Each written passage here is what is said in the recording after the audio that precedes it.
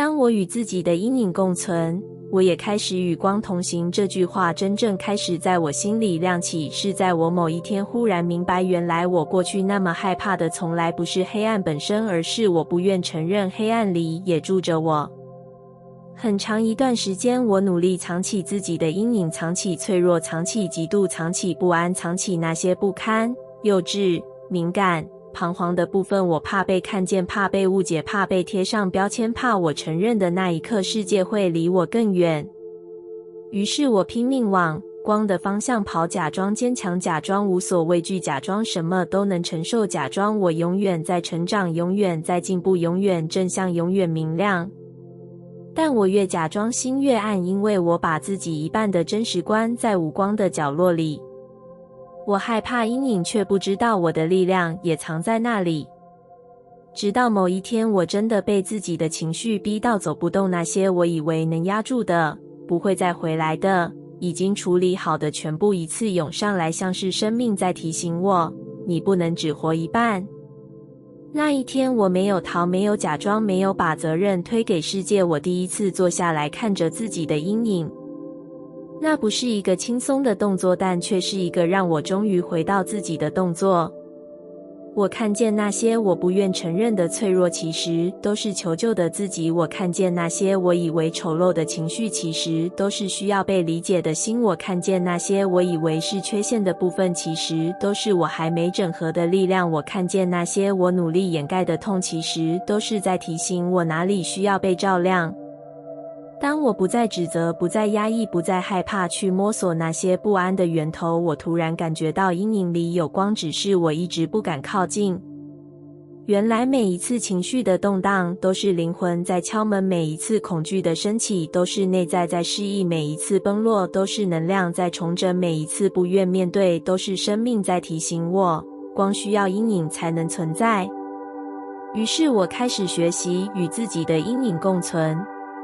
不是放任，不是沉溺，不是自我否定，而是理解、接纳、整合，让阴影不再成为黑洞，而成为力量。我开始允许自己偶尔不勇敢，偶尔不明亮，偶尔不坚强。我开始允许自己需要休息，需要支持，需要慢下来，需要拥抱自己。当我越能这样做，我越感觉到光开始靠近我。不再是我追着光跑，而是光自己走向我。因为我不再分裂，不再只爱那个完美的自己，也愿意爱那个会跌倒的自己。我突然明白，真正的光不是耀眼的，不是完美的，不是一尘不染的，而是连黑暗一起包容，仍然愿意前进的那种力量。你越能接住阴影，越能承受光，你越能看见自己的脆弱，越能活出真正的勇敢，你越能看清自己的伤，越能给世界更多温柔。后来我才真正懂得，与阴影共存不是被黑暗拖住，而是让黑暗不再控制我。当我愿意拥抱自己的全部光，便有了入场的路。当我与自己的阴影共存，我也开始与光同行，因为那一刻的我终于完整，也终于能真正发光。你越能释怀过去，未来越能向你靠近。这句话真正开始在我心里变得温柔而真实，是在我某一天忽然发现，原来我之所以跨不过人生的某些门槛，不是因为门太窄，不是因为路太难，而是因为我背着太多过去，试着通往未来。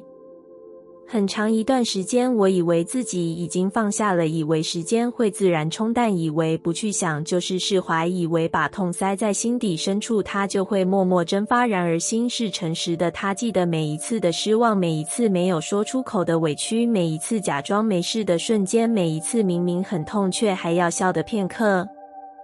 那些过去我以为已经离开我的生命，但他们却一直揪着我的能量，让我不敢靠近未来，也不敢让未来靠近我。直到某一天，我在一段莫名反复的低潮里突然停下来，像是生命把我轻轻按住，不让我再逃。那一刻，我才第一次诚实地问自己，我到底还在抓着什么？答案慢慢浮现，我抓着遗憾，抓着本来可以更好的期待，抓着自己没做到的责怪，抓着已经结束却仍不愿承认的执着，抓着那些以为还能重来的可能，抓着那些被我放在心里深处却从未真正告别的故事。原来不是未来不来，是我没空接住它。当心被过去占满，未来就没有位置坐下；当能量粘在旧记忆里，新的机会就无法靠近。当我仍在重播过去的片段，未来就像无法插话的旁观者，只能等我停止自己制造的回音。于是我开始练习释怀。释怀不是遗忘，不是否认，不是假装从没发生。释怀是承认那些经历已经走完，承认自己真的受伤过，承认那段路真的不容易，承认我曾经尽力了，承认我值得重新开始。释怀是一种温柔的勇敢，勇敢地放下那些已经不能再带我前进的重量。当我越能释怀，我开始感觉到未来真的靠近了。不是剧烈的，不是突然的，而是一种很安静的靠近。我对明天不再那么害怕，我对失败不再那么敏感，我对选择不再那么焦虑，我对自己开始有了更多信任。我看见的路变得比过去更亮，我能走的步伐变得比过去更稳。世界对我敞开的速度取决于我对未来敞开的程度。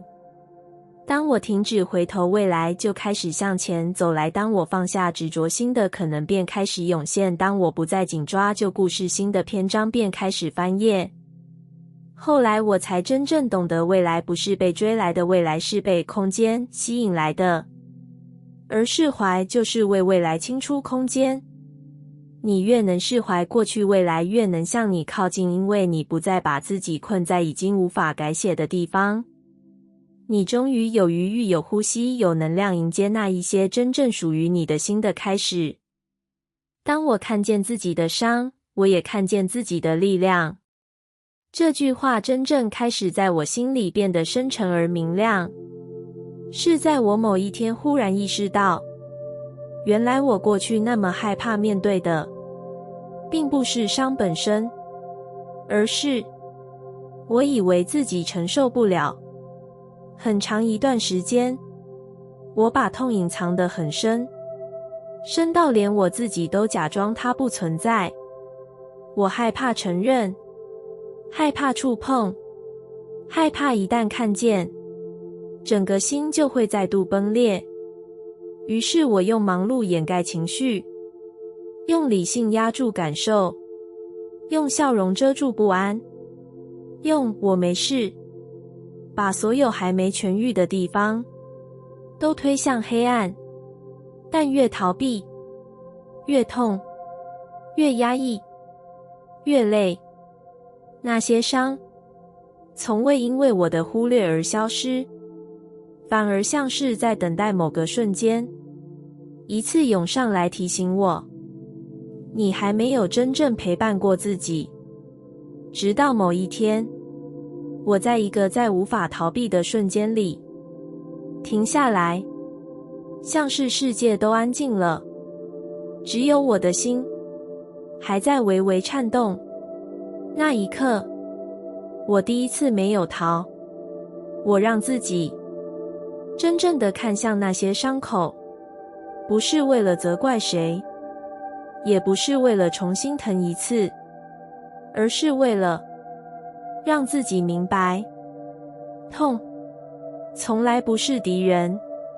当我看见自己的伤，我看见了曾经努力撑住的自己，看见了明明害怕却仍然往前走的自己，看见了在孤独里默默成长的自己，看见了每一次跌倒后仍选择站起来的自己，看见了那些我以为不值得被爱却依然在世界上努力存在着的自己。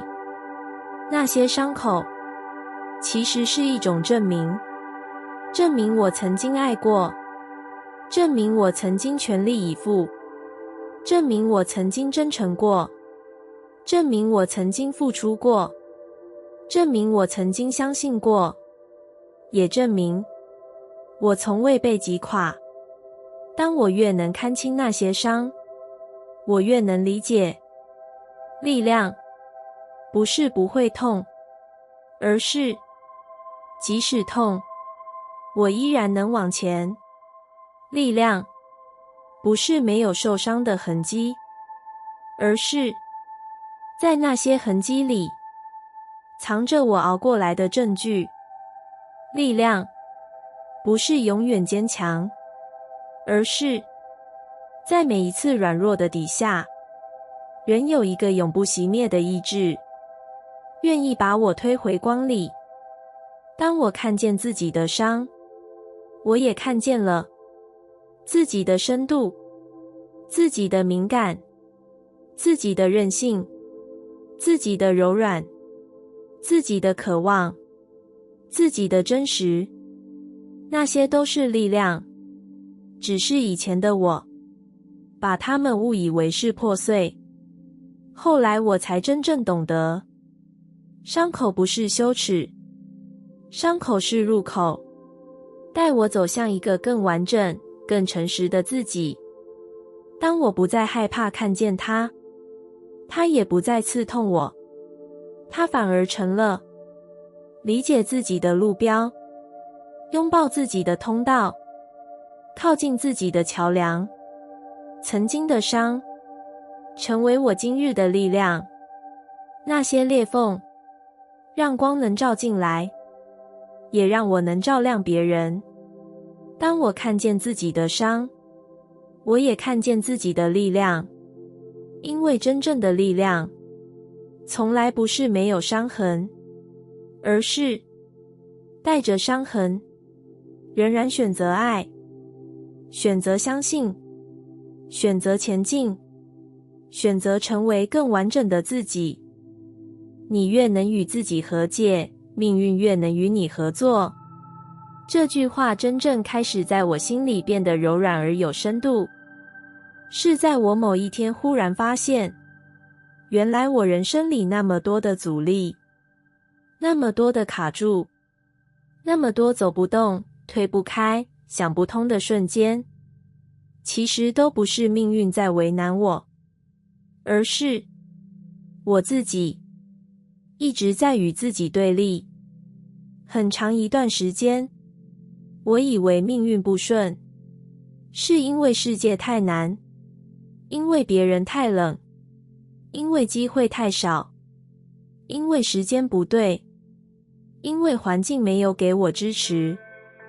我把所有的挫折都归咎于外界，却从未想过，真正把路堵住的，也许是我自己。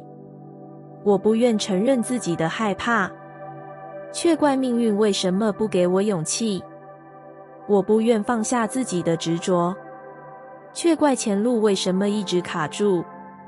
我不愿承认自己的脆弱，却怪世界为什么总是伤我。我不愿接纳自己的不完美，却怪人生为什么总是挑战我。我一边否认自己，一边责备命运。我从来没有注意到，命运其实一直在等我，等我停止跟自己打架，等我愿意真正站在自己那边。直到某一天，我在一段再熟悉不过的困境里，突然感觉累到心底，累到不想再勉强自己成为谁，累到只是安静地坐在原地，问了一句：我到底还在跟什么对抗？那一刻，我第一次看到了自己。我看到一个其实一直想被理解，却习惯伪装的自己。我看到一个一直努力证明自己，却从未真正放松过的自己。我看到一个害怕不够好，却拼命把自己推向更远地方的自己。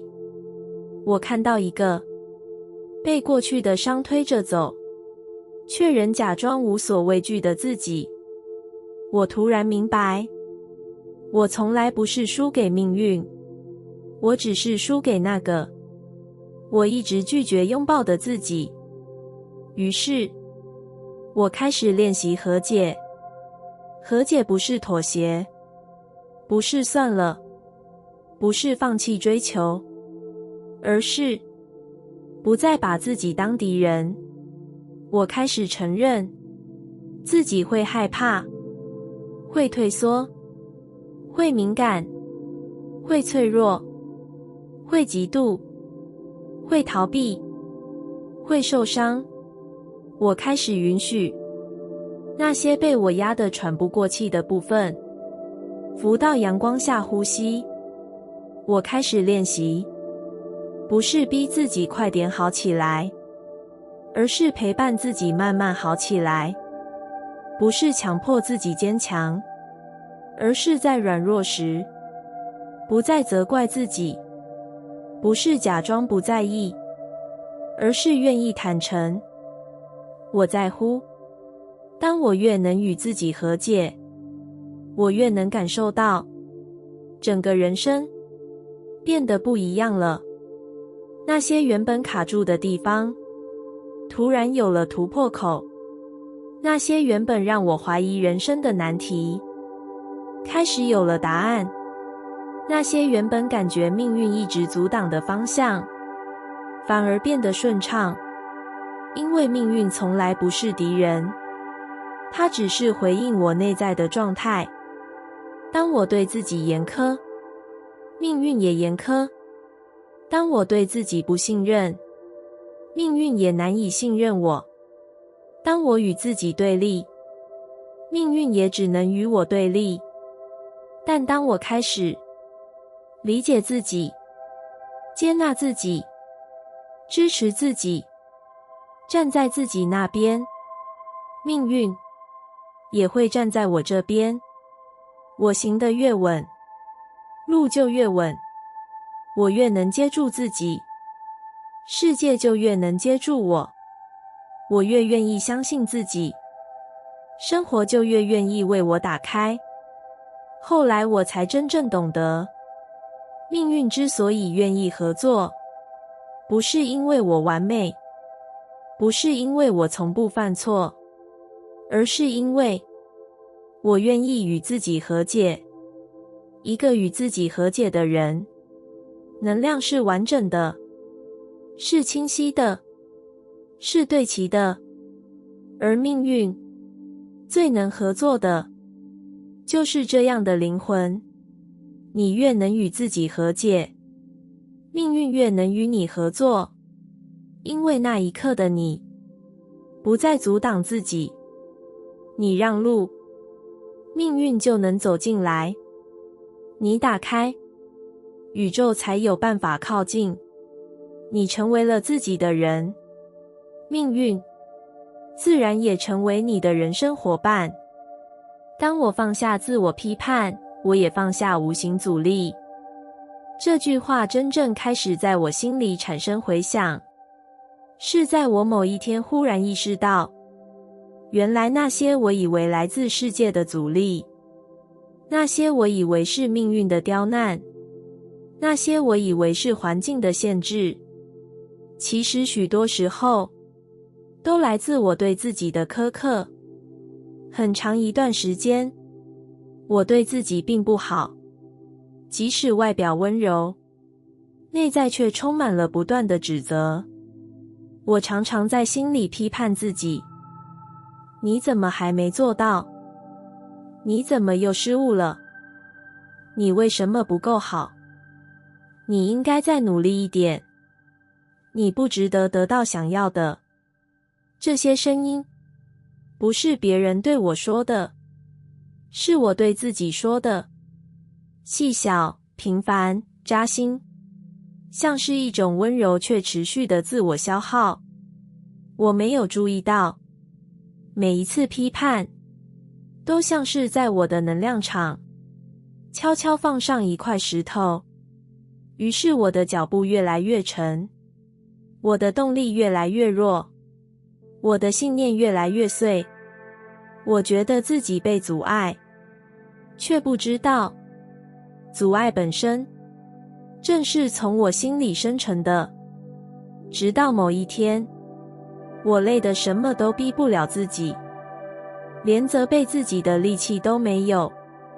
那一天我静下来，静得可以听见心里的重量，静得可以感觉到那些压抑已久的疼痛，静得可以第一次诚实地说，其实我很努力了。这句话竟让我哭了。像是许多年来那个被忽略、被要求、被逼着往前的自己，终于被我拥抱了一次。也是在那一刻，我突然明白，自我批判才是我人生里最大、最深、最无形的阻力。因为批判让我不敢尝试，让我害怕犯错，让我否定自己的可能，让我推开本来会靠近的机会，让我在每一个开始里先看见自己的不配。于是我开始练习放下自我批判，不是要我变得自恋，不是要我忽略需要改善的地方，而是用更温柔的方式看待自己，用更真实的方式陪伴自己。我开始在犯错时对自己说，没关系，你正在学习。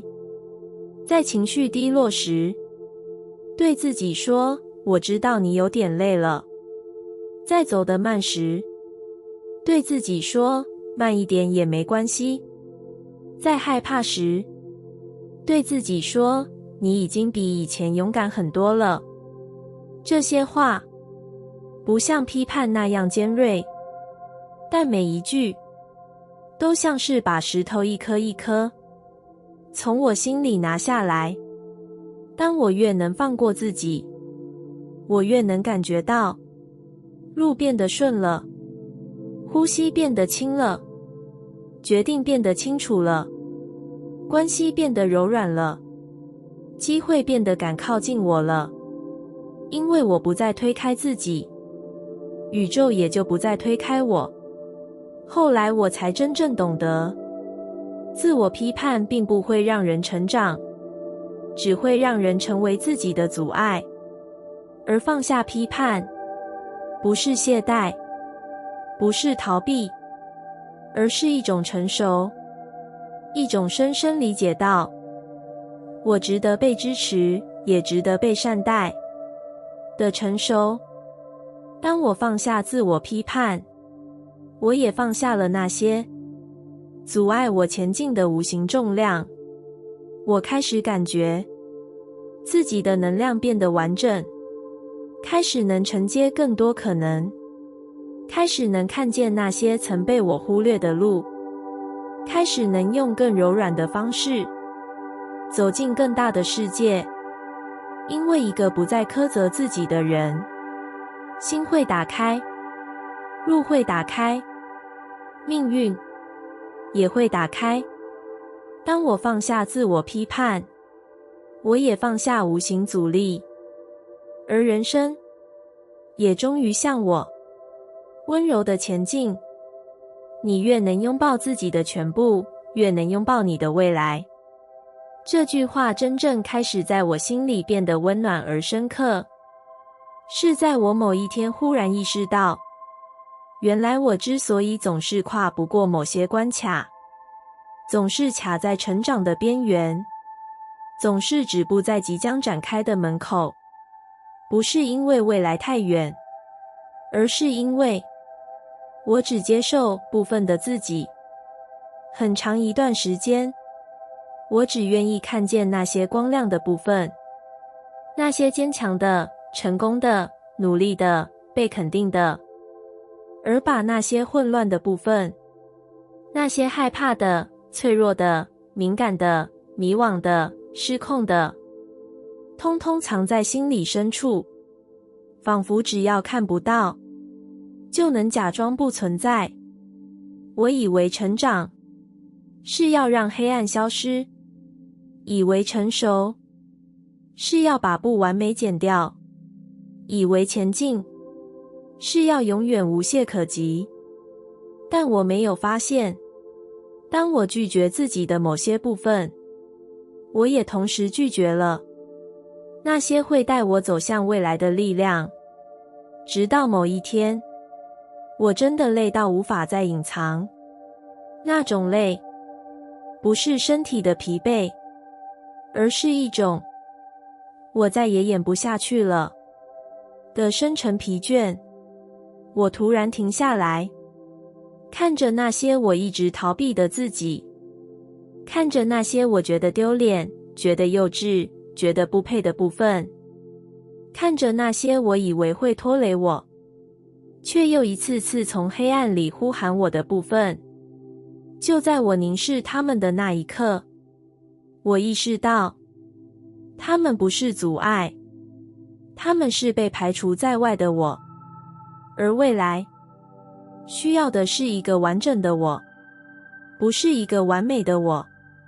于是我开始学习拥抱自己的全部，拥抱失败，让我懂得重新开始；拥抱脆弱，让我能接受支持；拥抱敏感，让我能更深地感受世界；拥抱不安全感，让我愿意调整；拥抱曾经的伤，让我知道自己走过什么；拥抱所有的不确定，让我能更真实地前进。当我越能拥抱这些，我越能感觉到自己不再分裂，不再对抗自己，不再把心分成许多房间，只让光住在其中一小块角落。我开始变得完整，也因此开始变得更有力量。因为一个完整的人，才有能力承接完整的未来。当我拥抱自己的全部，未来不再遥远，不再模糊，不再沉重，他像是一个久等的朋友，终于知道我准备好了，于是轻轻走向我。我发现，越能接受自己的全部，越不会害怕选择，越不会逃避挑战，越不会因为一点失败就想放弃，越能感觉到未来不是压力，而是一种召唤。因为当我不再排斥自己，我也不会排斥命运带来的任何可能。后来我才真正懂得，拥抱全部的自己，就是给未来一个入口，让它能进来，让它能展开，让它能和我一起走。你越能拥抱自己的全部，越能拥抱你的未来。因为未来永远只为真实的你而敞开。而当你终于愿意站在自己的所有部分上，光明也终于能毫无阻碍走进你的人生。